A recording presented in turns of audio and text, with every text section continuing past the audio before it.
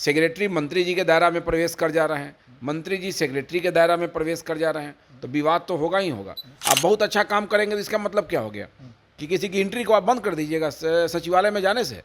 जो मिलान कर रहे हैं ना, जिस तरह मुहर्रम का मिलान होता है उस तरह तजिया झंडा का और महावीरी झंडा का वो मिलान मत करावें। बिहार की शिक्षा व्यवस्था को दुरुस्त करने में बाधक अगर मंत्री हैं तो मंत्री को हटाएं, अगर सेक्रेटरी बाधक है तो सेक्रेटरी को हटाएं।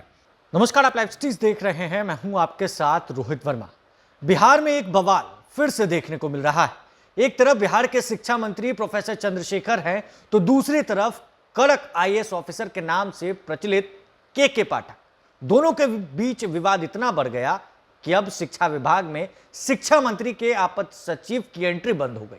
हमारे साथ बात करने के लिए इसी मुद्दे पर बीजेपी विधायक पवन जायसवाल जी हैं। हम बात करेंगे और जानेंगे कि आखिर किस तरीके से इस पूरे प्रकरण को देख रहे हैं पवन जी, क्योंकि शिक्षा विभाग पहली बार सुर्खियों में नहीं है और शिक्षा मंत्री भी पहली बार सुर्खियों में नहीं है। आखिर क्यों ये सब प्रकरण हो रहा है? देखिए, विषय अगर शिक्षा मंत्री के पुराने बयान से है तो एक अलग विषय है, लेकिन मामला वर्तमान है कि किसी अपर मुख्य सचिव ने माननीय मंत्री के आप सचिव को कार्यालय में आने पर प्रतिबंध लगा दिया। विषय यही ना है जी। या फिर मंत्री जी को पीत पत्र लिखना पड़ रहा है जी। तो मेरा ये कहना है कि मंत्री जी को पीत पत्र लिखने की नौबत क्यों आई है?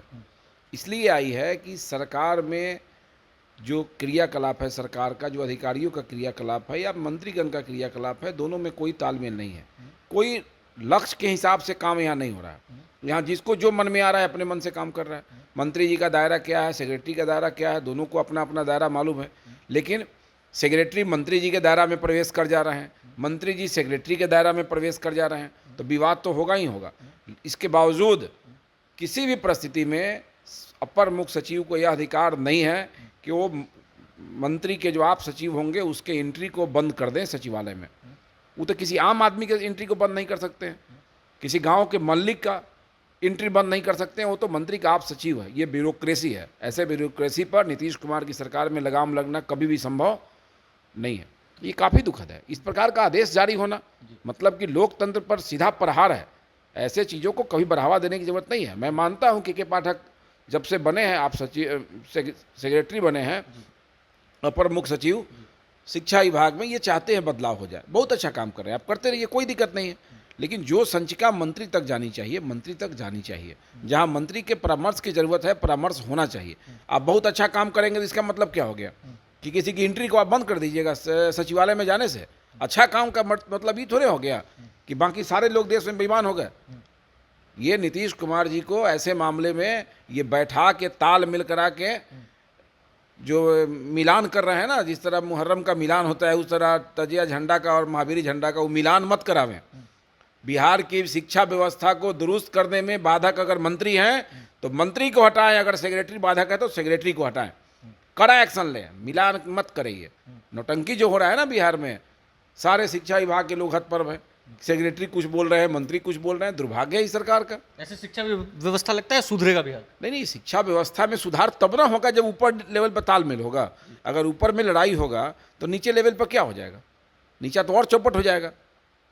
राजद ने स्थापना दिवस मनाया, 27वां स्थापना दिवस। कल लालू प्रसाद यादव मंच से ये कहे भोजपुरिया अंदाज में कि उखाड़ के फेंक दे, नरेंद्र मोदी पर तंज कस दिया उन्होंने। देखिए, लालू जी बहुत सीनियर नेता है। तंज कसने की उनकी आदत कोई आज की नहीं है, उनकी पुरानी आदत है।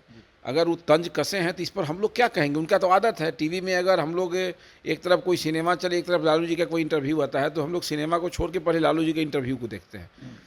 इंटरव्यू इसलिए नहीं देखते हैं कि देश के हित में बोलेंगे, इंटरव्यू इसलिए देखते हैं कि मन लगेगा। तो लालू जी के कहने का कोई मतलब है नहीं। उखाड़ के फेंक पाएंगे आने वाले चुनाव? मेरा ये कहना है कि लालू जी की सरकार पूरे देश में नहीं ना है, उनकी पार्टी राष्ट्रीय पार्टी नहीं ना है, उनके पास ये क्षमता नहीं ना है कि नरेंद्र मोदी को उखाड़ फेंकेंगे। लेकिन बिहार में भाजपा से लड़ने की शक्ति अगर किसी के पास है तो लालू यादव के पास यह है कि जो भाजपा से लड़ाई लड़े। आमने सामने की लड़ाई में अगर सेकेंड पार्टी कहा जाएगा बिहार में, फर्स्ट पार्टी की लड़ाई में, तो राजद हमारे साथ है, जदयू कहीं नहीं है। क्या लगता है, जिस तरीके से महागठबंधन में एक तरफ तो शिक्षा व्यवस्था का मुद्दा है, तो दूसरी तरफ आरजेडी के लोग शिक्षा मंत्री का बचाव कर रहे हैं, तो दूसरी तरफ जेडीयू के लोग के पाठक का बचाव कर रहे हैं? आप नहीं, जदयू के मंत्री ने भी के पाठक के खिलाफ बयान दिया है। कई लोग हैं जो के पाठक के खिलाफ भी बोल रहे हैं और कई लोग हैं जो साथ मेरा भी वही कहना है। के पाठक जी अपर मुख्य सचिव बने हैं, इन्होंने शिक्षा व्यवस्था में सुधार करने का प्रयास किया है।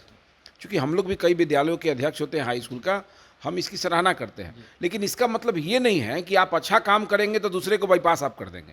अच्छा काम करने का मतलब ये नहीं है कि कोई अगर डिप्टी कलेक्टर है तो उसको आप चपरासी बना दीजिएगा। अच्छे काम करने का ये मतलब नहीं है कि आप ही अच्छा काम करेंगे, मंत्री अच्छा काम नहीं कर सकता है। इसलिए नीतीश कुमार जी को ऐसे मामलों में पूरे राज्य में चर्चा का विषय बन गया। सरकार की फजीहत हो रही है, शिक्षा व्यवस्था तार तार हो रहा है, मंत्री को पीत पत्र लिखना पड़ रहा है, ब्यूरोक्रेसी हावी हो गया अगर, या फिर जनप्रतिनिधि हावी हो गए हैं, तो आप मुख्यमंत्री हैं। आपको लगता है कि भाई शिक्षा मंत्री इस काबिल नहीं है तो हटाइए आप शिक्षा मंत्री से। आपको लगता है कि सेक्रेटरी बाधक हैं, के पाठक बाधक हैं तो उनको हटाइए। आप मिलान कौन चीज़ करा रहे हैं? गलत लोगों पर एक्शन होना चाहिए। बिल्कुल एक्शन होना चाहिए, लेकिन गठबंधन तो है यहाँ, तो कोई राजद जदयू का बात मानने वाला नहीं है, जदयू राजद का बात मानने वाला नहीं है। तो ऐसे परिस्थिति में न तो ये के पाठक को हटाने में सक्षम है, न ये शिक्षा मंत्री को हटाने में सक्षम है। ये केवल तमाशा देखेंगे। जिस प्रकार धृतराष्ट्र का हाल हो गया था महाभारत में, वही हाल इनका होगा। तो आपने सुना बीजेपी विधायक पवन जायसवाल के बयान को, जिसमें साफ तौर से पवन जायसवाल ने बिहार सरकार के मंत्री यानी शिक्षा मंत्री प्रोफेसर चंद्रशेखर को घेरा है, साथ ही साथ के पाठक को भी उन्होंने घेर लिया है। उन्होंने साफ साफ कहा है कि दोनों में से जिसकी भी गलती हो, मुख्यमंत्री जल्द से जल्द एक्शन ले। अब देखने वाली बात यह है कि बीजेपी लगातार चुटकी लेती हुई नजर आ रही है, यह मामला तूल पकड़ता हुआ जा रहा है, और इस बीच के पाठक एक तरफ हैं तो दूसरी तरफ उनके मंत्री। बहरहाल इस कमेंट बस इतना ही। अगर आपने अब तक लाइव सीरीज को सब्सक्राइब नहीं किया है, जल्द से जल्द लाइव सीरीज को सब्सक्राइब कर ले, साथ ही साथ हमारे फेसबुक पेज को फॉलो करना, वीडियो को लाइक शेयर करना बिल्कुल बिना भूलें। धन्यवाद।